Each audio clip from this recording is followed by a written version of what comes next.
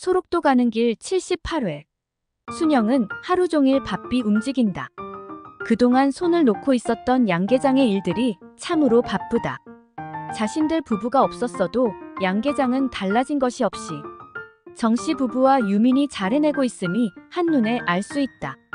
참으로 그들은 성실하고 믿음직스러운 사람들이라는 생각을 다시 하게 되면서 그동안 시어머니로 인해 많은 어려움이 있었을 것인데도 자신들이 맡아온 일들을 조금도 소홀함이 없이 해냈다. 계란의 납품 역시 조금도 줄어들지 않고 자신들 부부가 있을 때와 다름없이 성실하게 해내고 있었다. 아마 그들이 없었다면 그동안 양계장은 엉망이 되었을 것이라고 생각하고 있는 순영은 다시금 고마운 생각을 한다. 다음날 새벽에 지욱은 잠에서 깨어 양계장으로 나가려 준비한다. 종현아버지, 지금 뭐 하려고 하는 겁니까? 뭐 하긴. 집에 왔으니 일을 해야지. 안 됩니다. 당신은 지금 환자라에. 우선 건강부터 살피고 나서 일을 해도 얼마든지 할 수 있습니다. 난 이제 아무렇지도 않아. 잠도 깼는데 뭐 하려고 우두커니 방 안에서 시간을 잡아먹고 있나? 지욱은 순영의 만류에도 양계장으로 나간다.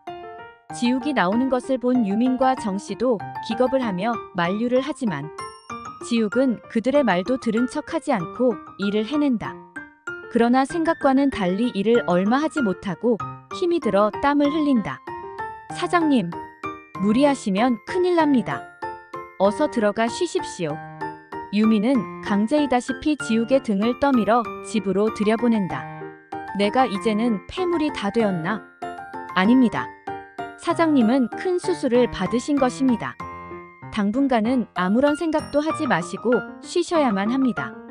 유미는 그렇게 지욱을 집안으로 들여보내고 자신의 일에 열중한다. 순영 또한 새벽 일을 끝내고 들어와 아침을 시작하기 전에 지욱에게 죽을 가져다 준다. 종현아버지, 이것을 쪼매만 묵소. 지욱은 순영이 가져다 준 죽을 반그릇이나 비운다. 어머님, 이따 점심을 묵고 시장에 다녀오겠습니다. 찬이 마땅치 않으시겠지만 쪼매만 기둘려 주이소. 알았다. 기왕에 시장에 나가는 길이거든 갈비라도 사왔으면 한다. 야, 사다가 해드리겠습니다. 박효숙의 안색은 금방 환하게 살아난다. 워낙에 고기를 좋아하는 박효숙이다. 며느리가 주고 간 돈을 미주에게 몽땅 주어버리고 나서 고기 구경은커녕 반찬 없는 밥을 먹느라 기운이 없는 것만 같다. 그것을 잘 알고 있는 순영은 그대로 모른 척 할 수 없다는 생각을 한다. 게다가 집안에 떨어진 것들이 많아 준비를 해야만 했다. 충분하고 넉넉하게 준비가 되어 있던 양념들이 모두 떨어지고 아무것도 남아있는 것이 없다. 순영은 계란 선별 작업을 하면서 유여인과 함께 시장에 나가자는 말을 한다. 그들이 필요한 것이 무엇인지 알 수 없는 순영은 가끔 유여인과 함께 시장에 나가 그들이 필요한 것을 구입해주곤 한다. 사모님, 사장님 병원비에 많은 돈이 들어갔을 텐데 저희들까지 신경을 쓰지 않으셔도 됩니다. 그래도 힘든 일을 하는 사람들이 아무거나 묵어서 어찌 힘을 낼 수 있겠습니까? 오랜 동안 내가 집을 비워서 묵고 잡은 것도 제대로 묵도 못하고 살았을 것인데 어찌 힘이 안 들겠습니까? 건강한 사람들이야 배부르게 밥만 먹어도 힘이 납니다. 사장님께서 그렇게 힘든 수술을 하셨는데 사장님 몸조리나 잘 해드리면 좋겠습니다. 유여인은 순영의 마음씀이 고마웠다. 순영이보다도 나이를 더 먹은 유여인이었지만 순영이를 보면서 참으로 배울 것이 많다는 생각을 한다. 참으로 인내심이 깊고 남을 생각하고 배려하는 순영이의 마음이 늘 고맙고도 배우고 싶은 점이라고 생각하는 유여인이다. 순영은 일을 하는 짬짬이 방 안으로 들어가 지욱의 상태를 살피곤 한다. 그러나 지욱은 편안한 모습으로 잠을 자고 있다. 이제 모든 것이 편안하다는 듯 잠이 들어있는 모습이 편안해 보인다. 순영은 시간에 맞추어 지욱에게 먹을 것을 가져다 준다. 딱딱한 음식보다는 부드럽고 소화가 잘 되는 음식을 한 번에 많은 양을 주지 말고 조금씩 자주 주라는 의사의 말을 철저하게 지키는 순영이다. 종현아버지, 유씨 아주머니하고 잠시 시장에 다녀올랍니다. 시장은 어제 들어오다 봐 오지 않았나? 야, 그런데 필요한 것도 또 있고 정신에도 필요한 것들을 구입해 주어야 할 것 같습니다. 내가 빨리 댕겨올랍니다. 너무 무리하지 말고 천천히 다녀와.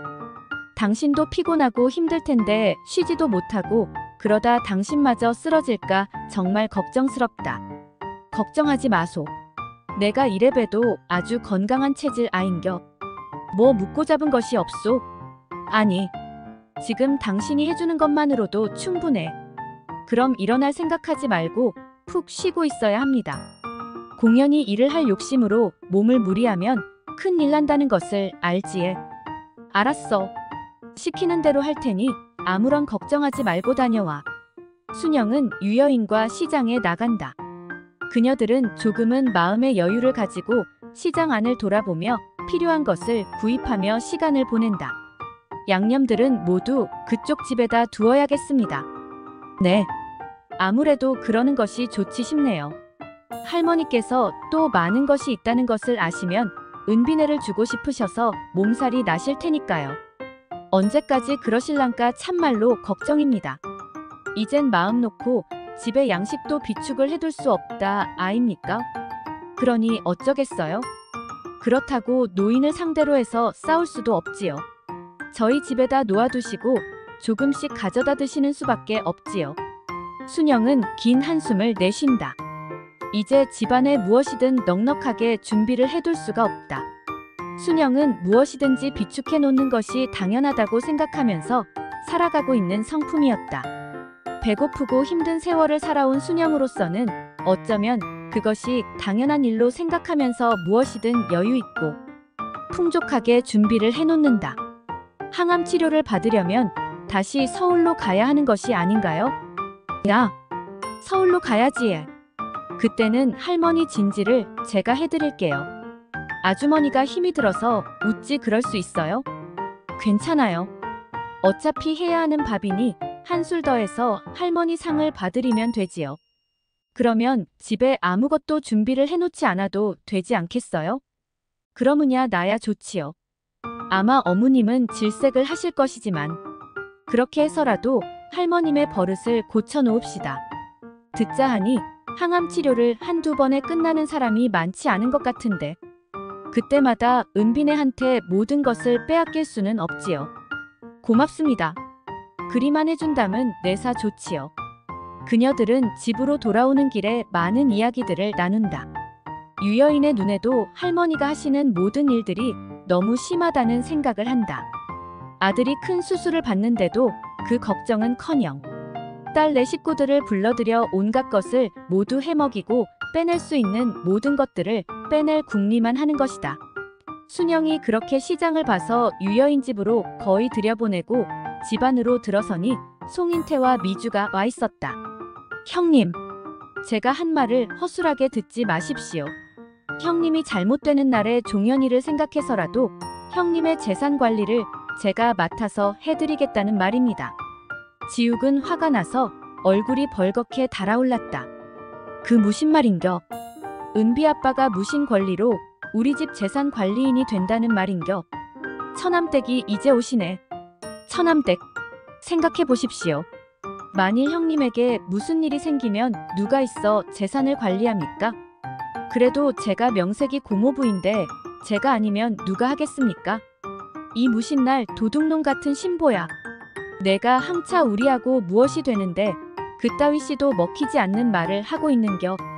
어서 내 집에서 썩 나가지 못해? 순영은 소리를 지른다. 이러지 마십시오. 기왕에 장을 봐 오셨으니 제게도 한 상 차려주시는 것이 좋을 것입니다.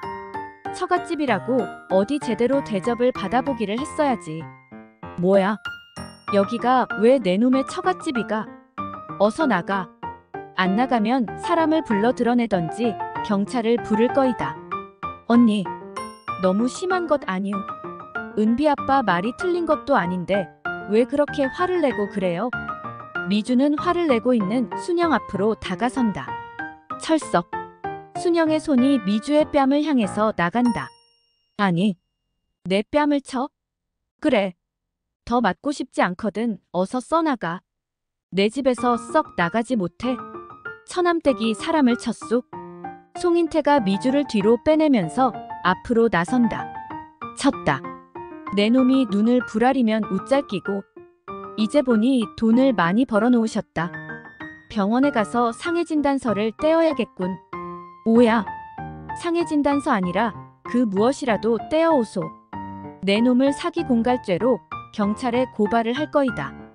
어디가 사기 협박을 할 곳이 없어 수술을 하고 퇴원한 환자를 상대로 공갈 협박을 하고 있노. 어서 썩 나가지 못하나. 순영은 힘으로 송인태를 밀어내고자 한다. 그러나 송인태는 꿈쩍도 하지 않는다. 그때 집안의 시끄러움에 유민이 들어온다. 유민씨, 경찰을 불러주소. 환자를 상대로 사기 협박을 하는 인간들을 고발한다고 경찰에 연락하소. 그러지 말고 나가시지요. 환자가 있는 집에서 이 무슨 횡포를 부리는 것입니까? 뭐야? 횡포를 부린다? 허참, 기가 막혀서 말이 안 나오네. 자기들을 위해서 하는 말을 가지고 횡포라니. 레이, 더럽다. 가자. 송인태는 경찰에 신고를 한다는 소리에 기가 꺾여 집 밖으로 나간다. 미주 또한 슬금슬금 밖으로 나간다. 종현 아버지, 가서 누웁시더. 순영은 그들이 밖으로 나가자 지욱을 안방으로 데리고 들어간다. 글 일향 이봉우. 계속됩니다. 구독과 좋아요 눌러주세요.